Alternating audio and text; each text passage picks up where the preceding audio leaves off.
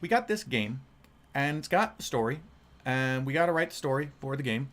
One of the things that we are pretty set on is the idea that the story actually unfolds the gameplay. It unfolds the different units and factions.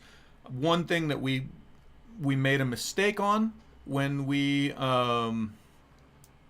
made Callasia was we had a bunch of people tell us, hey, can you just unlock everything right from the beginning of the game so that streamers can get in and immediately use everything? And we thought that made sense. Problem was it made not as much sense because people would jump in and they had everything open to them and they were like, I don't know what to do with all this stuff that I have access to. And so what we've learned is it is actually better to restrict access to certain kinds of factions, certain kinds of units, until we've sort of unfolded them through gameplay and taught you how to use that. If I'm going to introduce a healer into the game, then it certainly would be nice if I introduced that healer within the framework of here's a campaign mission, and in the campaign mission I give you this healer and we do this blah, blah, blah, blah, blah. So since we're doing that, I wanted to unlock the heroes in the same way. Now remember, we've got 10 heroes through the game. We've got Zilvera and Tristan and Olivia and blah, blah, blah, blah, blah. Now originally, when I had thought about the story of the game, I really like the character of Olivia for personal reasons, and also I just think she's a good-looking character. And I thought, this is going to be Olivia's story. This whole story is going to be the story of Olivia. Problem is, if it's all the story of Olivia, I have to have Olivia in every single mission. That kind of blows, right? Because it means the whole single-player game I'm playing Olivia. But I don't want to play Olivia through the whole single-player game. I want to play Hollythorn, and I want to play Zilvera, and I want to play Tristan. I want to play the other heroes, too.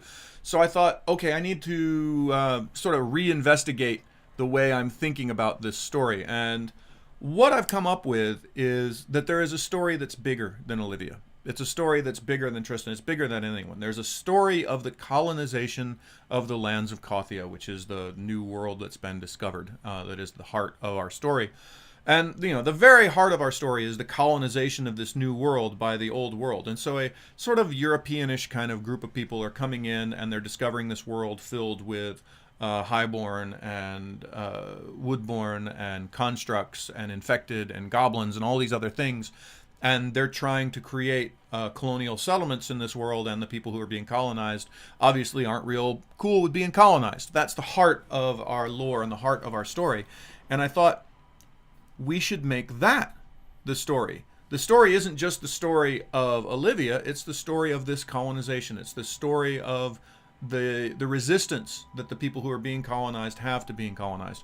And I can tell that story through a number of different viewpoints. And we start with Olivia. Olivia is the first viewpoint, and she comes in and she's got some stuff. So there's a more detailed story about Tristan being lost, blah, blah, blah, blah. There's a whole thing goes on. But as we go through the game, we're actually seeing this story from different characters and different viewpoints as we go through the different heroes. And some of those heroes are heroes that would be seen as an enemy from one of the earlier heroes. One of the earliest ones, for instance, is Olivia comes in and Olivia finds out that Hollythorn may have taken Tristan captive and she has to go fight Hollythorn. So one of the earlier bits of the game is going to be Olivia versus Hollythorn. Directly after that, we're going to switch viewpoints and we're going to say, well, what's all this look like from Hollythorn's point of view?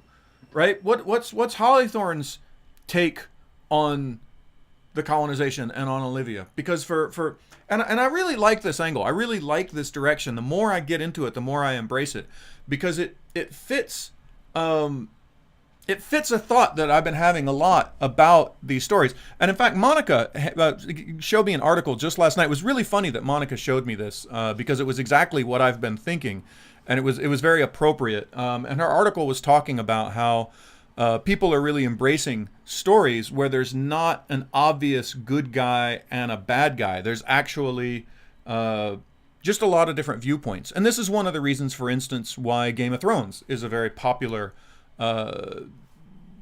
book, movie, whatever the fuck it is. Because Game of Thrones doesn't necessarily have good guys and bad guys. It's got a lot of people doing kind of questionable things, but they all have reasons for why they're doing questionable things.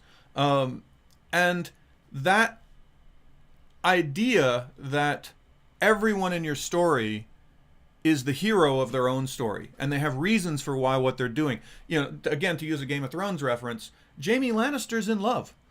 Deeply, deeply in love. For Game of Thrones, Jaime Lannister's story is actually a love story.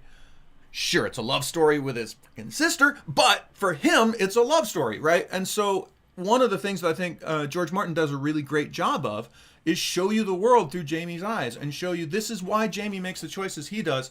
And in Jaime's world, he couldn't have made any other choices. This is how he gets what he wants. This is how he fulfills his role in his story. And I've been thinking a lot about this way of thinking about our characters. And so I'm kind of going back a little bit, pulling away from a lot of the earlier ideas I had about the story. And I'm trying so hard not to notice that Ben just wrote in the chat, "What's wrong with loving your sister?" I'm trying to not note that. But in any case, the idea that each one of our heroes has their own individual story, their own individual way of looking at the world, their own individual dreams and hopes and aspirations, and that drives what their part of the story is. And when you put it all together, you get sort of a story of this colonization of Kothia. That's what's building. It's hard to write.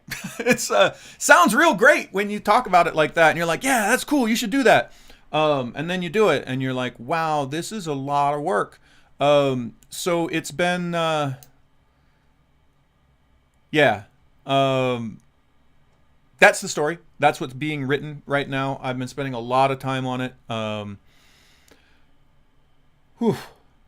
Yeah, so there's that.